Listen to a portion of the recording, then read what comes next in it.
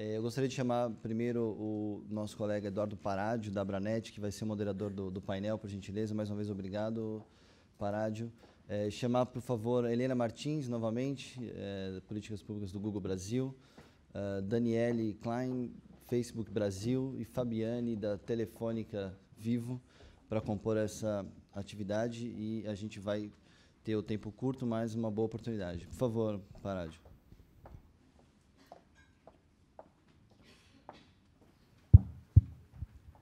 Bom dia a todos, obrigado pelo convite. É um grande prazer estar hoje aqui participando do Safer Internet Day. O ano passado fui convidado, mas tive um probleminha de agenda e não pude vir. Mas fico feliz também de ver que temos muitas pessoas aqui na plateia que estão privilegiando e participando do evento. Agradecer aqui a participação das nossas painelistas. E o tema que nós vamos discutir é, evidentemente, buscando aí o que o setor privado está fazendo na questão da diversidade, né? E já vou passar aqui para a Helena, né? A Helena já pode falar alguma coisinha para nós do Google. Bem, bom dia, boa tarde, não sei exatamente, quase boa tarde, são 11h57. A todos, eu me chamo Helena, trabalho na área de relações governamentais do Google, para quem não estava aqui mais cedo. Trabalho já nessa área de segurança na internet desde o dia que eu entrei no Google, há 9 anos atrás. E eu vou fazer uma apresentação para vocês, mas antes de começar, eu queria, enfim, começar endereçando aqui esse tema que foi colocado nesse painel, que é de que maneira o setor privado pode colaborar com a diversidade. E eu quero começar falando, porque eu vou trazer apenas uma das perspectivas nessa minha apresentação, mas eu queria falar rapidamente de outras questões. Quando a gente fala de diversidade, do ponto de vista do setor privado e com essa conexão com empresas de tecnologia, a gente, obviamente, já pensa em como o YouTube trabalha com essa questão, como a busca trabalha com essa questão. Mas tem um outro aspecto desse trabalho de como o setor privado na área de tecnologia promove a diversidade, que vai além do trabalho nas plataformas, que é o que a gente promove dentro da própria empresa, no sentido de se tornar uma empresa muito mais inclusiva e muito mais aberta a grupos vulneráveis e assim por diante. Não só no sentido de termos funcionários que têm origens diferentes, backgrounds diferentes, mas também no sentido de que, no momento em que você tem, enfim, uma empresa composta por uma multiplicidade de pessoas diversas, os produtos eles também vão ser infinitamente mais... Eles vão alcançar muito mais pessoas. Porque se você tem um grupo muito parecido desenvolvendo determinadas coisas, é óbvio que o mindset daquele grupo tende a pensar de uma determinada maneira. Então, a gente sempre costuma dizer que, no Google, a questão da diversidade é uma questão de business também. Porque a gente quer que os nossos produtos funcionem para todo mundo. Então, quanto mais diverso forem nossas equipes, mais os nossos produtos vão ser eficientes, mais os nossos produtos vão realmente atingir os usuários e ser úteis para os nossos usuários, né? Porque, no fim das contas, esse é o nosso objetivo. E no momento que a gente não consegue ter produtos, oferecer produtos que sejam úteis para os nossos usuários, eles facilmente trocam de plataforma, vão utilizar outros serviços.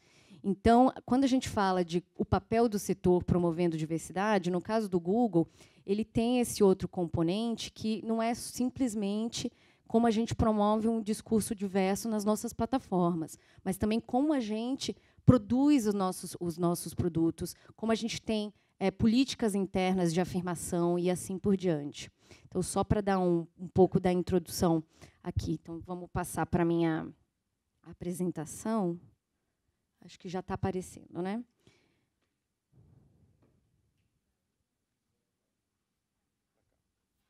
Tenho que apontar para cá. Obrigada. Foi?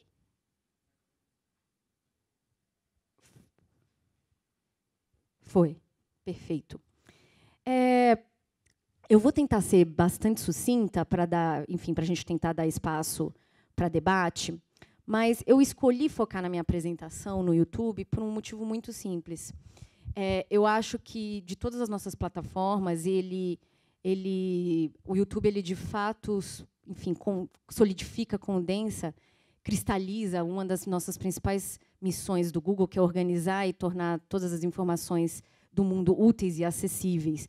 É óbvio que a busca também faz isso, mas eu acho que, no caso do YouTube, a produção do conteúdo ela é muito fácil de você perceber a capacidade de você encontrar.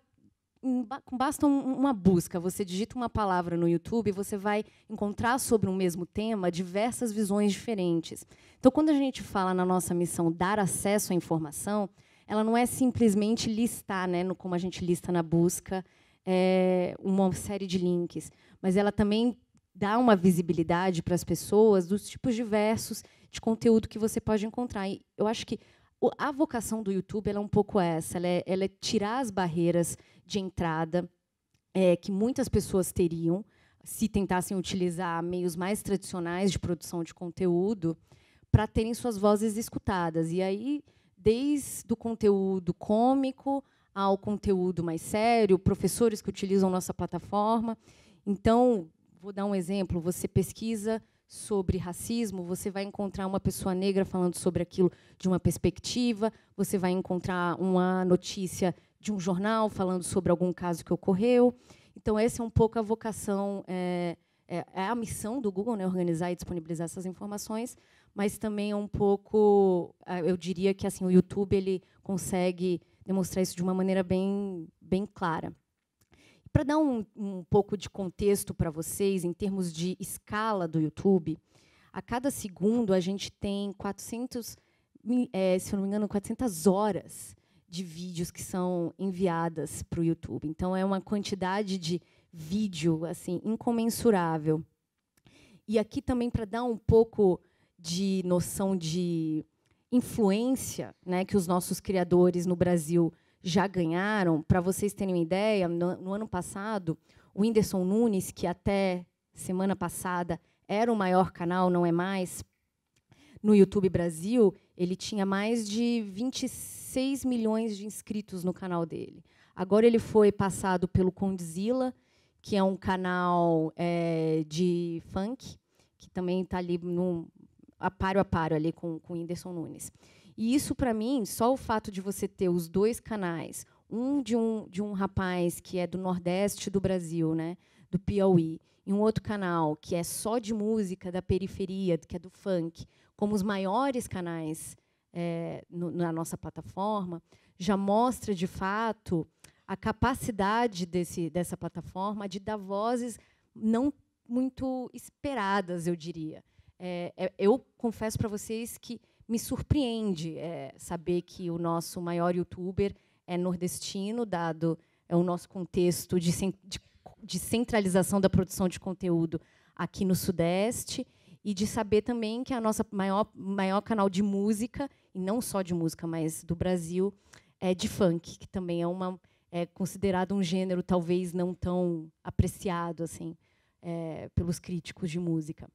Então, só para dar um contexto para vocês. E, nessa mesma plataforma, a gente vê criadores também com um discurso para discutir questões LGBT. Você tem, por exemplo, o canal das Bi, que se tornou super relevante. Eles fazem várias campanhas. Tem muitas marcas, muitos clientes que buscam esses canais para atingirem públicos diferentes. A Mandy Candy, a Nathalie Neri, que é uma das nossas maiores youtubers.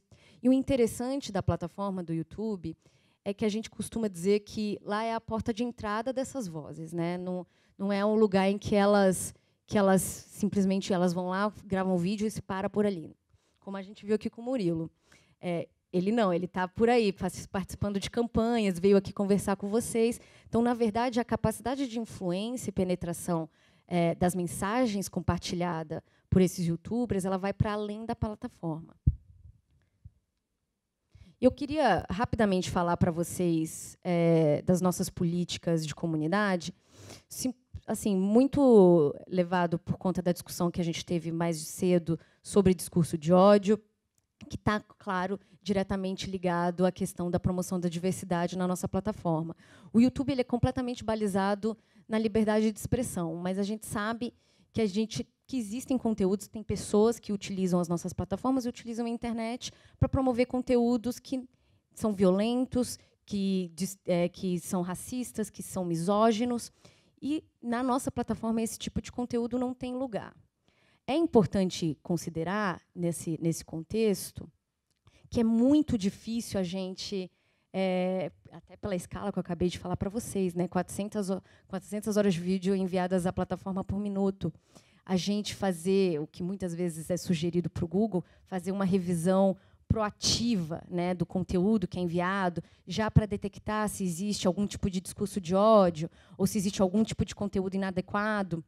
E de fato, impossível dentro dessa escala, mas não somente por conta da escala, mas por conta da necessidade de se entender o contexto em que aquele conteúdo foi enviado.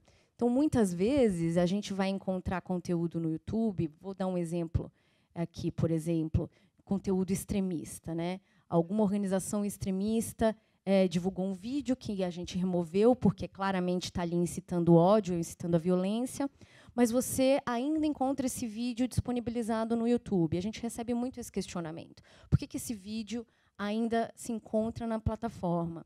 E o que a gente costuma explicar é que, em muitos casos, o vídeo ele é enviado por um documentário, por alguém que está fazendo uma crítica ou está explicando o que aconteceu. E, nesses casos, nessas situações, a gente, de fato, não vai remover, porque tem um caráter ali didático, educativo ou de crítica, né? Então, o contexto ele é muito importante.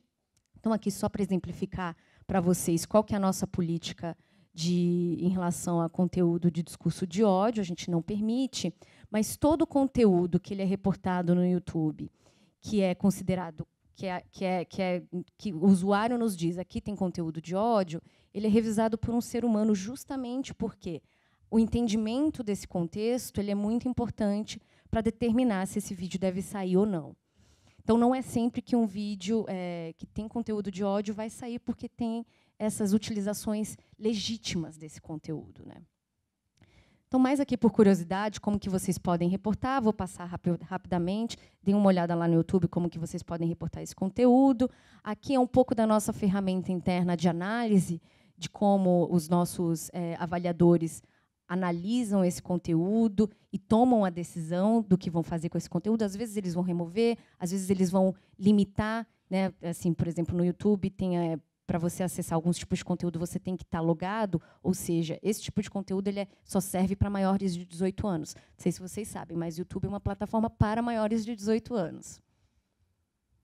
Então, como eu já mencionei aqui, a importância do contexto para avaliar esses conteúdos, e agora eu vou falar rapidamente, que, na verdade, já me colocaram que eu só tenho 1 minuto, mas eu vou tentar correr,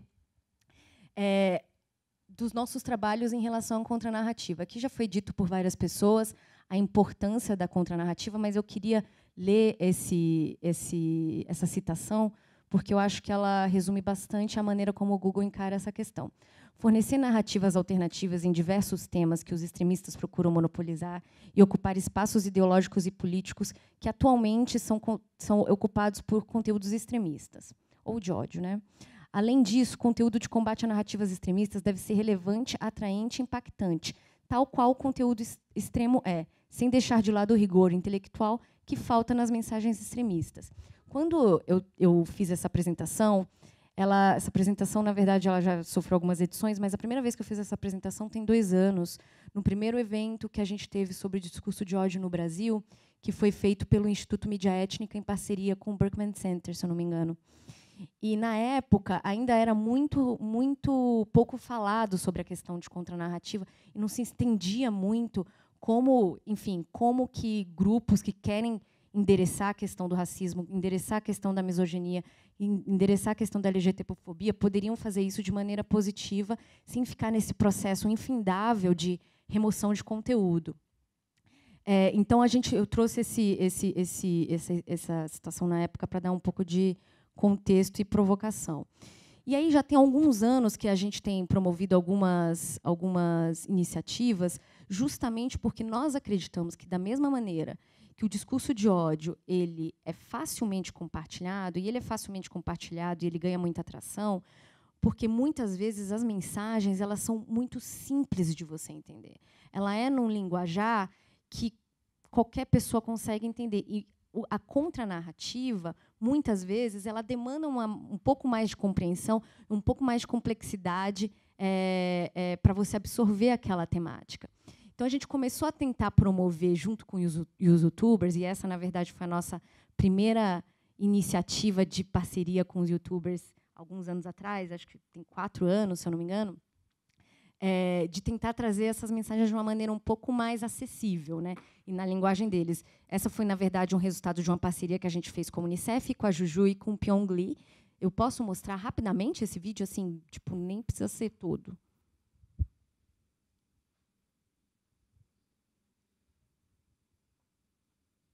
Ele só tem 1 minutinho. Eu acho que tinham que colocar umas grades nessa praça. De separar os gays dos negros. Não, acho que não. Pra separar as pessoas, sabe? Deixar aquele pessoal velho que fica jogando de um lado, o pessoal gay de outro, sabe? Deixa os gays, coitado. Ela não está nem aí para as intenções dele de botar grade em lugar nenhum. Maravilhosa, palmas pra ela. Outro dia eu tava com raiva da pessoa porque ela tinha colocado espaço antes do ponto de exclamação. Isso não é um bom motivo pra ter raiva dos outros. Outros motivos ruins pra você não gostar de uma pessoa. Cor dela, quanto dinheiro ela tem, ou onde ela nasceu. Isso nem é bom pra quem fica irritado também, porque a pele fica ruim. Quem que ela transa? A quantidade de gordura que ela acumulou na vida. É ótimo isso das pessoas serem diferentes. Para de não gostar disso, tá bem? Esse foi o primeiro trabalho que a gente fez, deu super certo, e desde lá a gente tem trabalhado, como eu falei na minha fala inicial, na abertura, bastante com os youtubers, porque a gente vê que, de fato, eles têm um linguajar que eu, pelo menos, às vezes, não tenho, essa maneira de explicar as coisas com tanta facilidade, né? Aí, deixa eu ver se eu consigo passar. Obrigada. E também a gente tem desenvolvido aqui no Brasil e, enfim, globalmente, algumas iniciativas como o YouTube Women, que o Murilo até tinha mencionado, que a gente está com uma campanha agora no YouTube para promover mulheres na comédia. A gente tem outros programas nesse sentido, que é o YouTube Black, que já está, se eu não me engano, a 2ª edição, que eu vou mostrar para vocês o vídeo rapidamente, que é justamente para encontrar e incentivar mais criação de conteúdo por criadores negros. A gente faz diversas parcerias com diversas organizações do movimento negro. E não só esse tema, também no tema de LGBT, de mulheres, como eu já mencionei, e assim por diante. A gente pode mostrar esse vídeo também, rapidinho? É o anterior.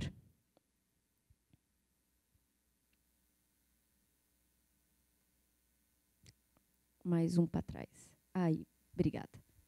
Eu sou uma menina sonhadora. Eu sou um furacão. Eu sou autêntica. Eu sou preta gorda nordestina. Eu sou forte. Eu sou curiosa. Eu sou meio brisado.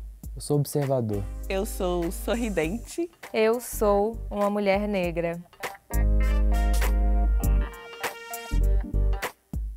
Eu sou Gabi Oliveira. Eu sou Camila Nunes. Eu sou Caio Franco. Eu sou Lúcio Gonçalves. Eu sou PH Cortes. Eu sou a Mari Ribeiro, do canal De Mudança. Eu sou a Tia Má. Eu sou Murilo, do canal Muro Pequeno. Eu sou Ramona Borba. Eu sou Nathalie Neri, do canal Afros e Afins. E quem você é? Então, na verdade, esses são projetos que a gente promove, que é para convidar as pessoas a produzir, enfim, dar visibilidade para esses canais, promover esses canais que têm conteúdo excelente, mas também para tentar identificar novos criadores e assim por diante. E só para finalizar, enfim, a tecnologia ela está em constante mudança, né? E os desafios que se colocam para essas plataformas, como o Google, a gente tem um novo desafio a cada dia, conforme novos produtos, novas tecnologias, novas questões vão surgindo.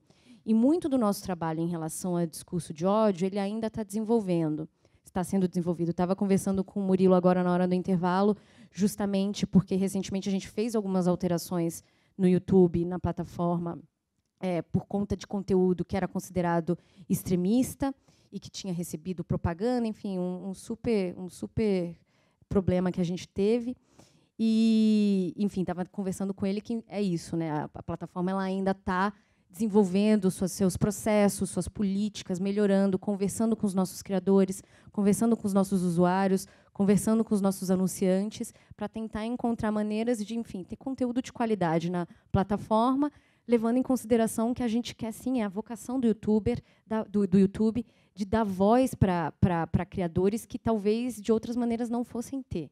Então, é mais ou menos isso, e eu queria agradecer mais uma vez o convite da SaferNet por estar aqui. É isso, obrigada. Obrigado, Helena.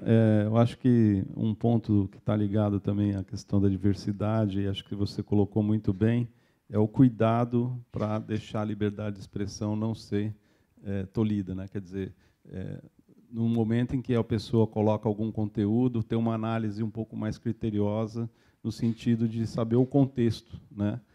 Às vezes, a gente, dentro da associação da Abranet, você já viu isso, a gente recebe N solicitações, às vezes, de remoção de conteúdo de terceiro dentro da associação. E o que a gente sempre tenta dizer é justamente isso. Olha, você tem que endereçar isso diretamente para a empresa, no caso, né, para que ela tome as providências, mas, assim, sempre não tomando a ação, né, simplesmente de tira do ar. Porque aí a gente pode cair num problema muito grave da liberdade de expressão, e acho que isso é que a gente tem que tomar cuidado, tem que ponderar. Fico feliz aí que vocês estão fazendo um trabalho bastante sério, e o YouTube, de fato, é uma plataforma que dá voz mesmo, né? E as pessoas, às vezes, se empolgam até no que colocam lá. Então, tem que ter esse cuidado e essa ponderação. Eu queria aproveitar e já passar para a Daniele, do Facebook, mas no sentido de... eu diria que a Helena abordou muito mais o lado, vamos dizer assim, das questões que estão sendo tocadas internamente por pessoas, né, na análise de conteúdos, mas aí, no teu caso, eu queria explorar um pouquinho mais o que em termos de tecnologia, no caso do Facebook, vocês também estão pensando para a questão de não criar problemas com a questão da liberdade de expressão, mas, do outro lado, também não deixar que se propague discursos de ódio ou coisa desse tipo. Então, queria eu acho que... Bom, deixa eu me apresentar, sou a Daniele, eu trabalho na equipe de segurança online do Facebook para a América Latina. Eu gostei muito da perspectiva que a Helena trouxe, a gente tentou combinar um pouco o jogo para não ter muito conteúdo coincidente, mas isso é uma perspectiva super importante, que é como plataformas como o YouTube, como o buscador, como o Facebook, como o Instagram e tantas outras, podem ajudar a dar voz e visibilidade para essas pessoas que, de fato, estão construindo um universo de opiniões bem mais diverso. E eu acho esse papel super importante. Eu acho que o que eu queria trazer um pouco mais é a ideia de... Não sei se tem minha apresentação. Se não tiver, tudo bem, eu posso falar.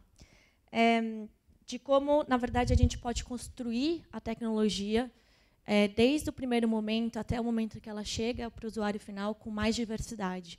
Então, acho que para complementar o que a Helena falou, eu gostaria de conversar um pouco mais sobre... A gente tem falado cada vez mais em privacidade by design, em segurança by design, que para a minha área é super relevante e é uma prioridade para qualquer plataforma que se preze. Se você não conseguir construir um ambiente acolhedor e seguro para todos, como a Helena bem colocou, a gente pode fechar as portas e ir embora, porque esse não é o lugar para todas as pessoas que estão ali.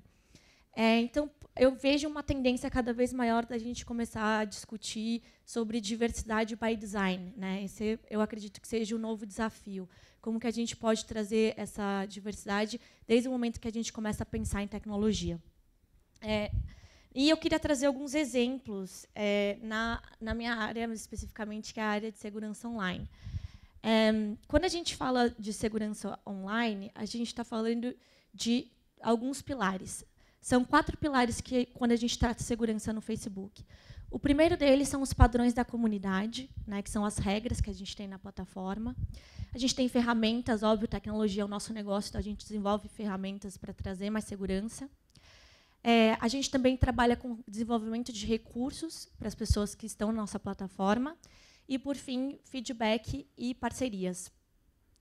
E eu queria dar exemplos de cada um desses momentos, como a gente tem tentado trazer essas visões mais diversas para quando a gente constrói isso. Uma das políticas mais importantes que a gente tem no Facebook é a política que já foi chamada de nome real e que hoje a gente chama de identidade autêntica. Essa é uma política que pede para que as pessoas estejam na plataforma com o nome ou, enfim, a personalidade com que elas são conhecidas na comunidade delas. Por que isso? Porque existem vários estudos que indicam que as pessoas, quando elas estão lá com os seus nomes, elas são 6, 7 vezes mais propensas a ter comportamentos mais respeituosos dentro da plataforma. É isso o que a gente busca. E ela já foi uma política muito mais restrita, até que a gente recebeu feedbacks duros, necessários, da comunidade trans, por exemplo, que muitas vezes, quando era denunciado como um perfil falso, não tinha como comprovar que ele era realmente aquela pessoa que ele dizia ser, porque no RG dele, às vezes, estava um outro nome que não o nome social que ele escolheu. E, com isso, a gente mudou a política para ser uma política de identidade autêntica e flexibilizou vários dos documentos pelos quais as pessoas podem comprovar que elas são elas mesmas. Esse é um exemplo de como a gente, por meio do feedback, eu acho que é importante dizer que o feedback da nossa comunidade é, de fato, uma das ferramentas mais poderosas que a gente tem hoje para construir uma comunidade que faça sentido para todo mundo. A missão do Facebook, como vocês podem ver na minha apresentação que voltou, mas acho que eu vou abandonar ela, tá? É dar às pessoas o poder de criar comunidades e aproximar o mundo. E isso seria impossível se a gente não conseguisse gerar essas comunidades mais diversas. Um exemplo também que eu queria dar na parte de ferramentas, a gente tem trabalhado com muito afinco em desenvolver tecnologia para trazer mais segurança para as pessoas. E a gente começou a fazer, desde 2015, rodas de conversas com mulheres, ativistas, ONGs, e poder público e tantas outras organizações que trabalham cotidianamente lutando para que a gente tenha mais igualdade de gênero, para que a gente elimine a violência de gênero. E vários feedbacks que a gente recebeu foi no sentido de que a questão do compartilhamento de imagens íntimas não consentidas era uma questão urgente. Né? Até os dados da SaferNet, a Juliana sempre fala isso nas apresentações, são bastante relevantes e emblemáticos para mostrar a urgência dessa situação e que, de fato, a gente precisa ter uma transformação de atitudes. Mas, com esse feedback em mente, a gente voltou para o time de engenheiros, que ainda são majoritariamente homens.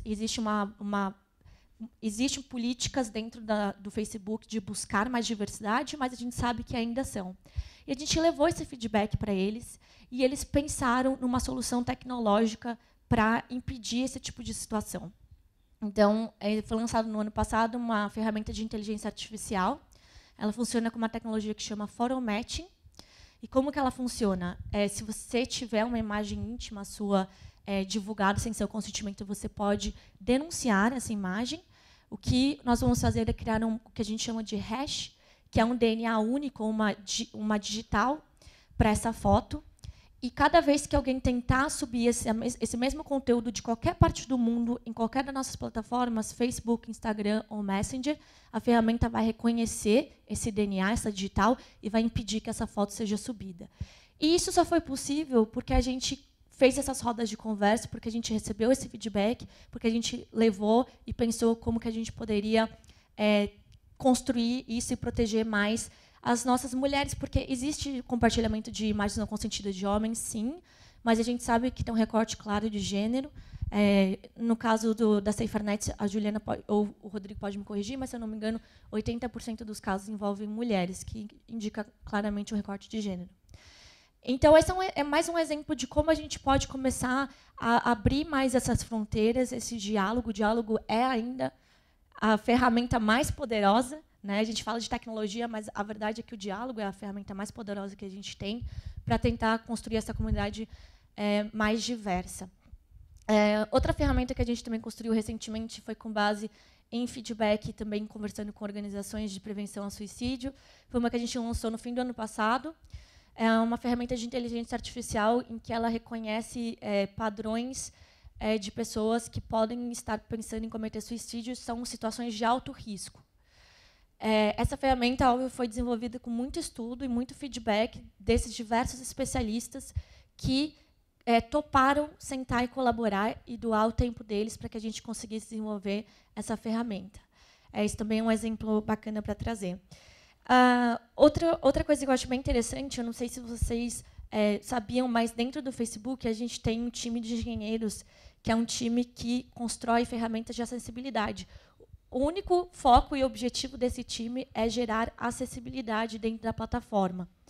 Esse time eles desenvolvem ferramentas como, por exemplo, o Caps Lock, que é uma ferramenta que permite que você consiga inserir legendas para que as pessoas com dificuldades audiovisuais possam ver. Ferramentas cada vez mais avançadas de reconhecimento de foto. Então, hoje a gente tem uma ferramenta, por exemplo, que se tem uma pessoa com dificuldade visual no Facebook, ela pode ativar, e essa ferramenta vai dizer o que está naquela foto. Por exemplo, essa foto pode conter praia, mar e a sua amiga Mariana. Então, isso é uma maneira de tornar com que a plataforma seja mais acessível.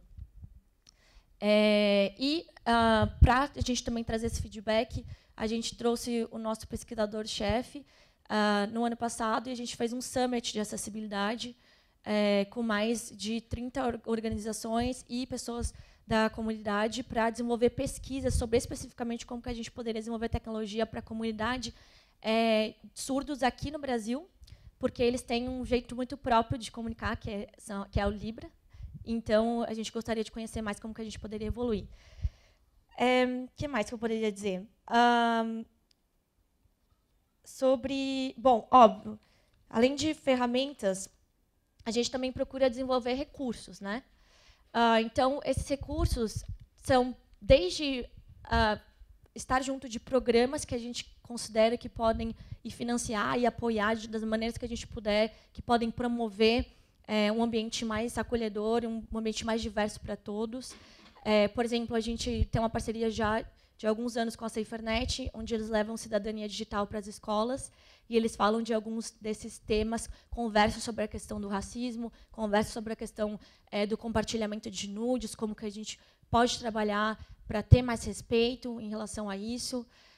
A gente tem uma parceria também com o Think Olga, em que a gente está desenvolvendo um projeto que chama Conexões que Salvam, é um projeto justamente que visa trabalhar como a gente pode criar um mundo mais seguro para as mulheres, online e offline. E tem tantos outros recursos que a gente também desenvolve. Da minha parte, especificamente de segurança, eu recomendo muito, para quem não conhece, o nosso portal, nossa central de segurança, facebook.com/safety. Ali vocês podem encontrar portal de prevenção de bullying, com recursos para pais, educadores, adolescentes, portal para pais e mães, que especificamente tem dicas de especialistas de como os pais podem estar mais perto de seus filhos e orientar melhor a navegação deles, e além de todos os recursos que eu mencionei aqui. Então, eu acho que a contribuição que eu gostaria de trazer para complementar a visão da Helena como que nós, enquanto empresas e setor privado, desenvolvedores de tecnologia, a gente pode cada vez mais pensar numa tecnologia que tenha diversidade desde o princípio, desde quando ela é pensada até quando ela chega no usuário final. Obrigada.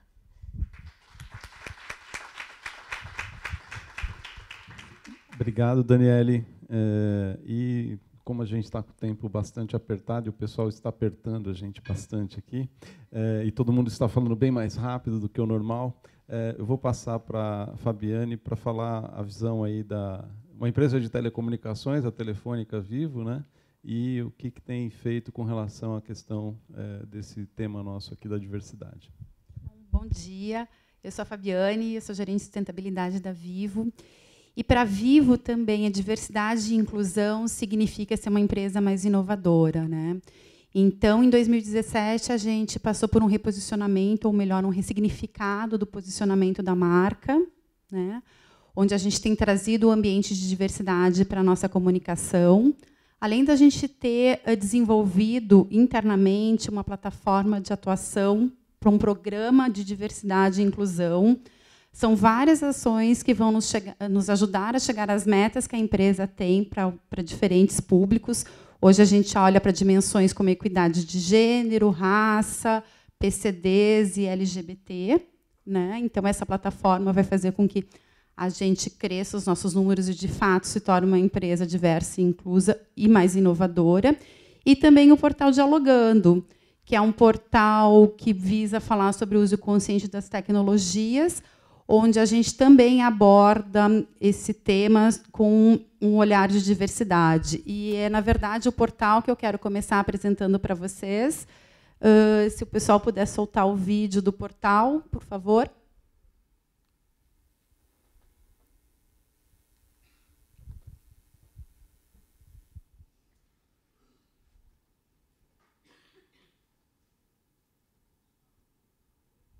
Sem som.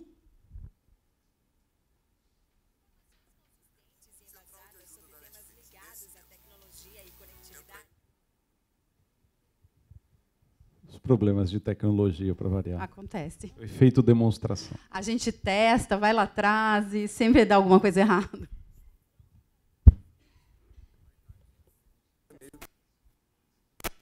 Tabus sempre Lembrando se que esse ajustando às e-mail não existe.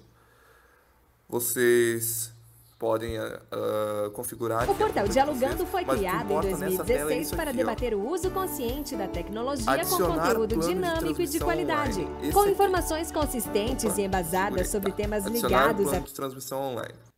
Tecnologia e conectividade, a plataforma já atingiu 2 milhões de pessoas e é um mediador na disseminação das informações do mundo digital, sempre atento às descobertas, pesquisas, inovações e pronto para traduzir e ajudar o leitor a entender essas mudanças. Livre de preconceitos e tabus, sempre se ajustando às rápidas transformações da sociedade e suas preocupações.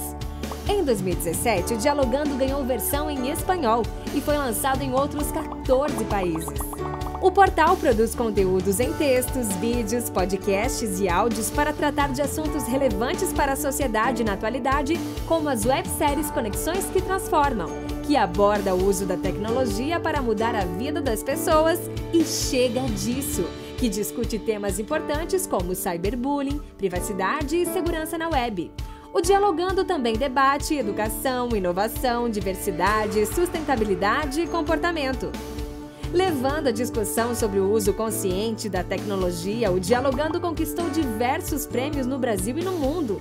Vamos dialogar para descobrir e viver a tecnologia de um jeito consciente? Viva! Então, como eu coloquei para vocês, a gente também utiliza essa plataforma que se propõe a falar do uso consciente da tecnologia para estar abordando o tema de diversidade e inclusão. A Viva é uma empresa com 30% de market share, onde o modelo de negócios é norteado pela crença de que um negócio sustentável ele está diretamente ligado à nossa capacidade de conectar as pessoas, gerando um impacto social positivo, tá? Isso assim a gente trabalha em todas as áreas de atuação com esse olhar.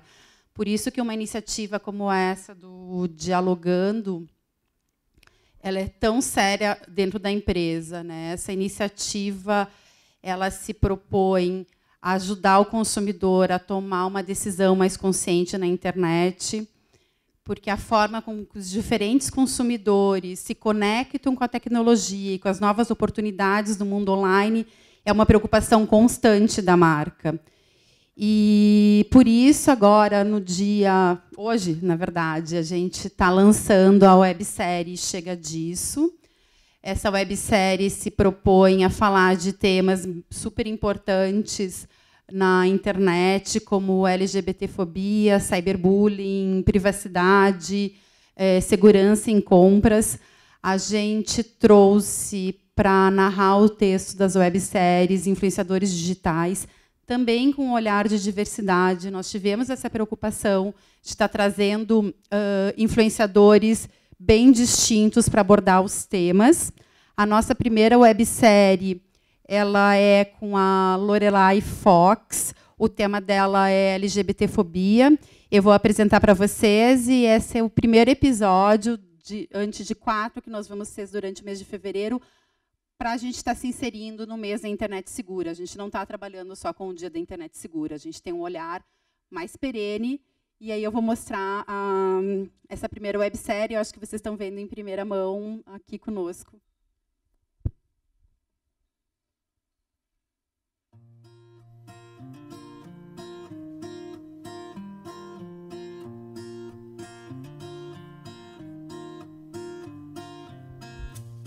Olá, meus amores, tudo bem?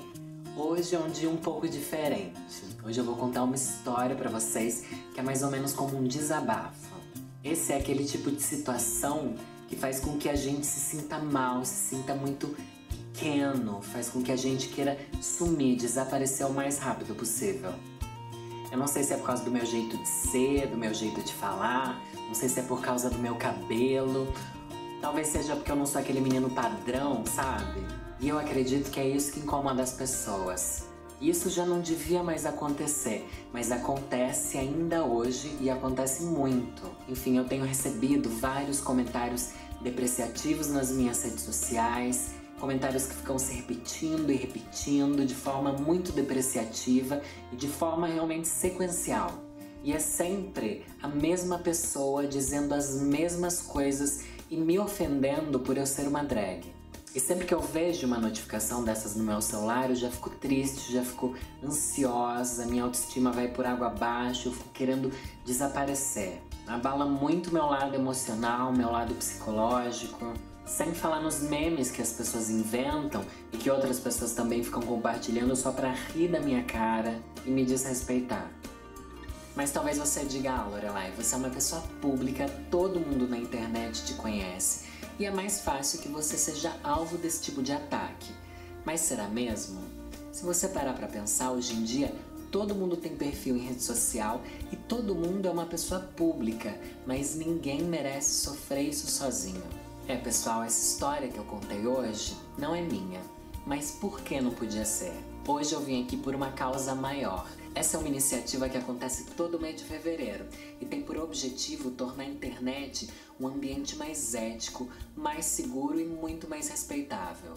Afinal, a gente não pode sair por aí ofendendo, desrespeitando e sendo preconceituosos nas redes sociais. Isso é muito ruim e afeta a vida de muita gente e uma hora pode afetar a sua vida também, se a gente não se unir e começar a dizer chega. Chega de preconceito, chega de cyberbullying, chega de LGBTfobia, chega desse ódio na internet. Então eu convido você a acessar o portal Dialogando da Vivo para conhecer mais conteúdo sobre essa causa tão importante. Meu nome é Lorelai Fox e é nessa que eu vou.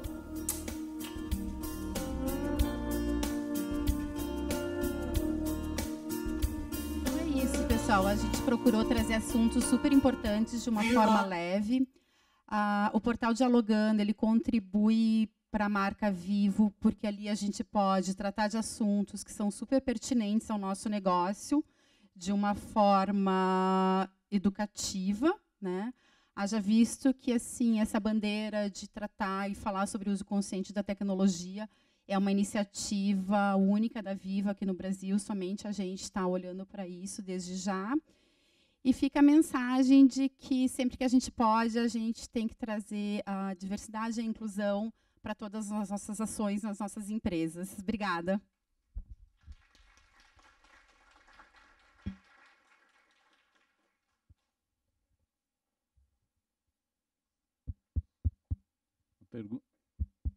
Pergunta que não quer calar, temos tempo ainda ou acabou? Bom, nós estamos sem tempo. Temos para uma pergunta? Alguém tem alguma pergunta? Lá em cima. Opa.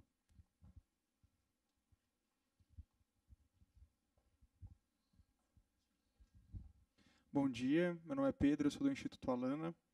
Eu queria fazer uma pergunta com relação à diversidade. A gente sempre fala da diversidade e muitas vezes esquece das crianças e adolescentes, né? E o uso desses indivíduos das plataformas. E, especialmente no YouTube, a gente tem recebido muitas denúncias no Alana com relação aos youtubers que fazem aqueles desafios e acabam gerando uma série de complicações para a questão dos direitos da criança. Eu queria ouvir um pouco dessa relação das crianças e adolescentes com o YouTube, especialmente o YouTube, não o YouTube Kids, né, mas o YouTube de uma forma geral, considerando que o YouTube tem, no termos de uso, não uso por pessoas menores de 18 anos aqui no Brasil. Pedro, né? Pedro, obrigada pela pergunta. De maneira geral, o conteúdo de desafio que incentiva a violência, ele não é permitido na nossa plataforma. Então, a gente costuma remover esse tipo de conteúdo independente se o foco ele é uma criança ou um adulto, porque, de fato, a gente não permite conteúdo que incite a violência ou que a gente fala de self-harm, né? Como se automutilação. Muito obrigada. Automutilação. A gente tem diversas ferramentas no próprio YouTube. Por exemplo, se você pesquisa temas ligados a suicídio ou coisas parecidas, a gente destaca no topo da página de resultados o número do CVV, do Centro de Valorização da Vida, justamente porque a gente entende que também é nossa responsabilidade como plataforma divulgar canais que podem ajudar pessoas que talvez estejam em situações muito vulneráveis. Então, de maneira geral, é isso, mas a gente pode começar a conversar mais a respeito de outros assuntos, enfim, mais relativos às crianças, mas, de maneira geral, essa é uma política que se aplica a todo mundo. Acho que a gente não tem mais tempo, é isso? Encerrou aqui? Eu só queria aproveitar aqui para falar uma coisa importante que eu acho que a Daniele tocou e acho que também a Helena e a Fabiane, que é o seguinte: eu acho que o diálogo, eu acho que essa é a chave que todo o setor, talvez privado em geral, sempre está aberto para o diálogo, para escutar, receber críticas muitas das vezes, sugestões, mas eu acho que as críticas construtivas eu acho que são realmente super valiosas para nós do setor privado em geral, né? Eu acho que essa conversa eu acho que se faz importante e com certeza abre muito mais portas do que a gente pode imaginar. Eu vou lembrar um caso aqui que o Thiago lembra bem. A gente em 2006 dentro da Abranet teve uma iniciativa justamente de diálogo com o Ministério Público na época para abrir um canal de quando começou as questões relacionadas à pedofilia no Brasil, isso estourou na internet brasileira, né, imagens e tudo mais, e através do diálogo a gente construiu um acordo que foi muito bem sucedido. Eu diria que talvez foi o primeiro grande acordo que a gente fez no sentido do diálogo, de abrir a possibilidade de conversar e ver o que a gente poderia fazer dentro do setor privado para colaborar no combate à pedofilia, fotos na internet, coisas desse tipo. Muito bem sucedido. Então, eu acho que é isso. Acho que a mensagem do setor privado para qualquer órgão que seja, ou qualquer entidade que seja, vamos dialogar, vamos conversar, porque eu acho que aí a gente consegue achar maneiras e formas para que a gente possa construir uma internet mais segura para todos nós. Eu queria agradecer a todas pelo painel e agradecer a todos pelo tempo aí e a atenção dispensada, e vou passar a bola aqui para o pessoal. Obrigado, pessoal.